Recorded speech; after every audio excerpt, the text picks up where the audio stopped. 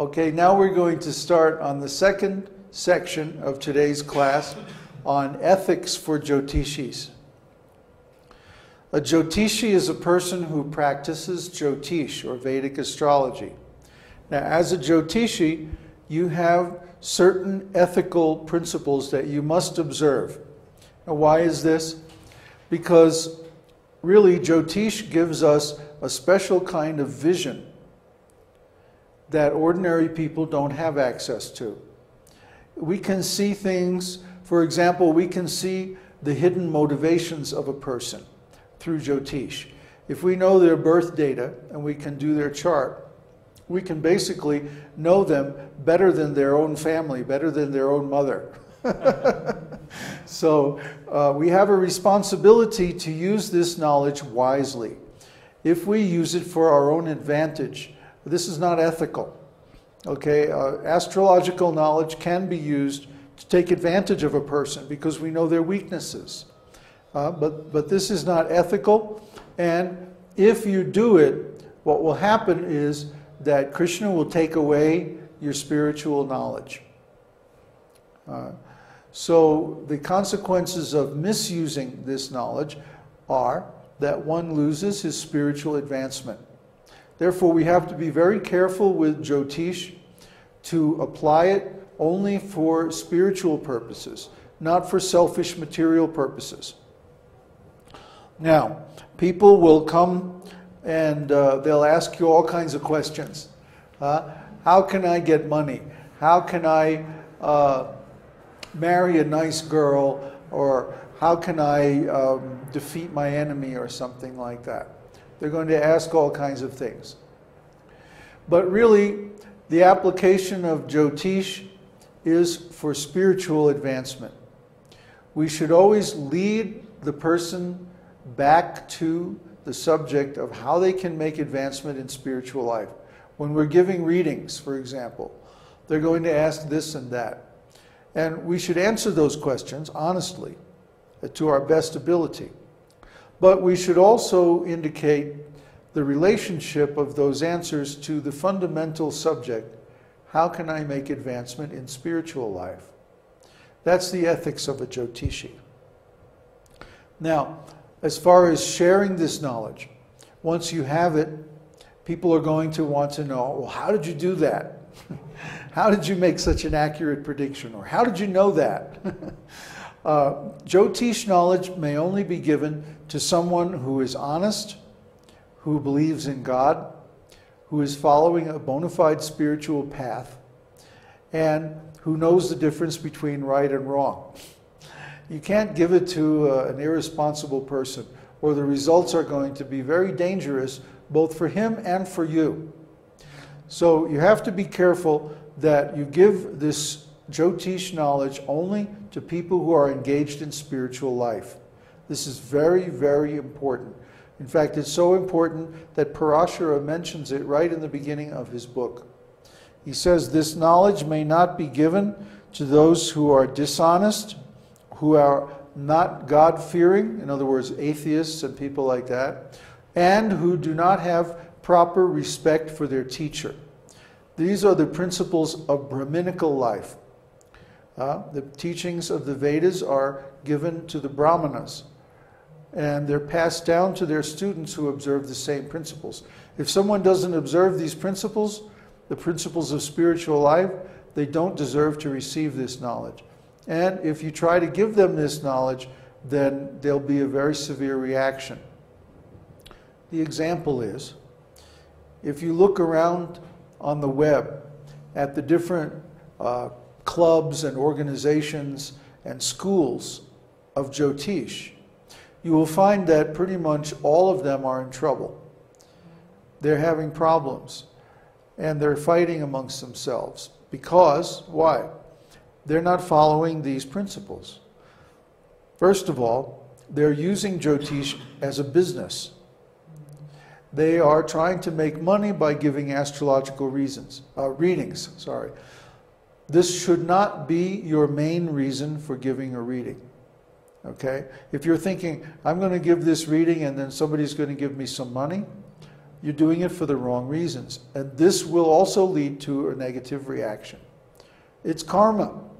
Okay? You're misusing something that was intended for spiritual purposes, and you're making it into a business, profit-making business. This is not a Brahminical way of life. This is a merchant way of life. So we're not meant to be merchants. We're meant to be wise men. So how do the wise men work? Well, they give their knowledge away for free. And if someone wants to make a donation or a contribution, that's very nice. But we don't insist on it. And we certainly don't make an agreement in advance. Well, I'll give you this reading if you give me so much money. That's not spiritual life. That's business. So we're not businessmen. We're supposed to be students of spiritual life. And that means we observe the ways and principles of the Brahmanas. So the Brahminical principles are, we offer to share our knowledge freely with anyone as long as they are qualified.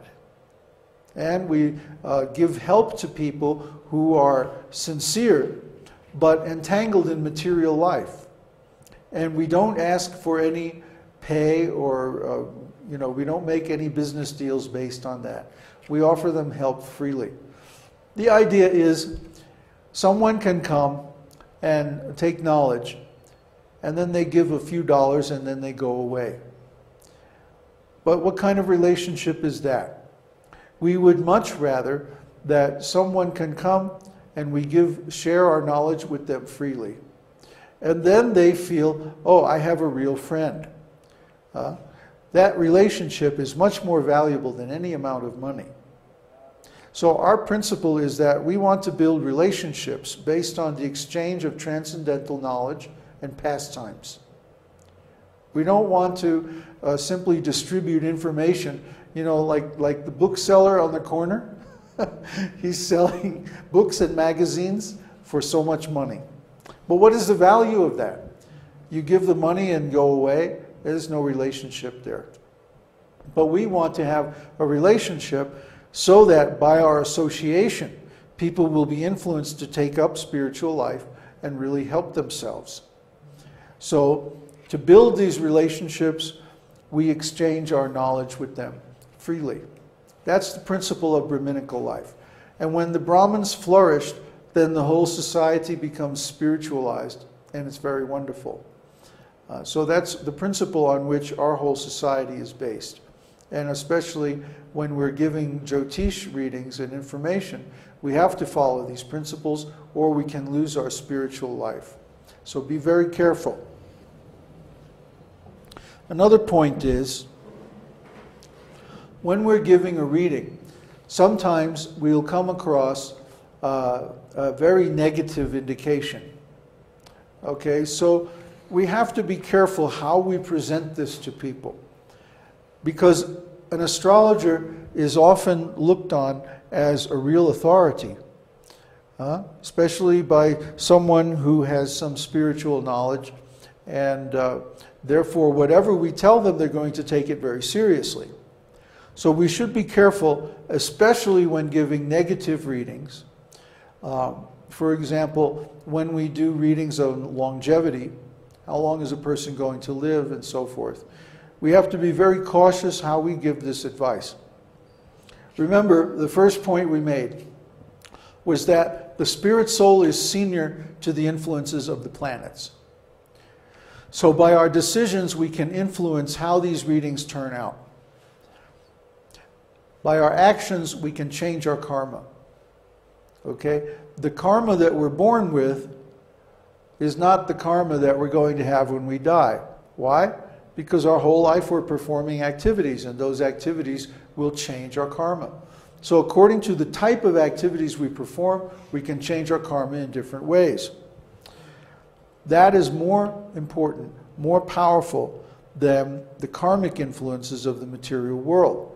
So the will of the soul is supreme in this body. We're like kings of the body.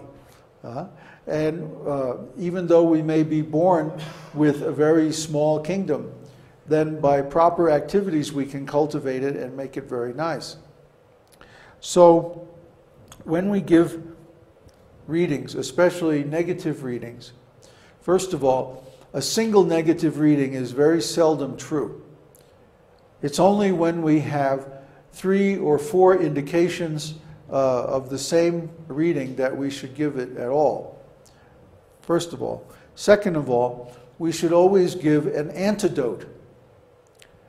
In other words, here's 3 or 4 readings in the chart that suggest that a person will have poor health, for example. And so before we give that reading, we should think 3 or 4 times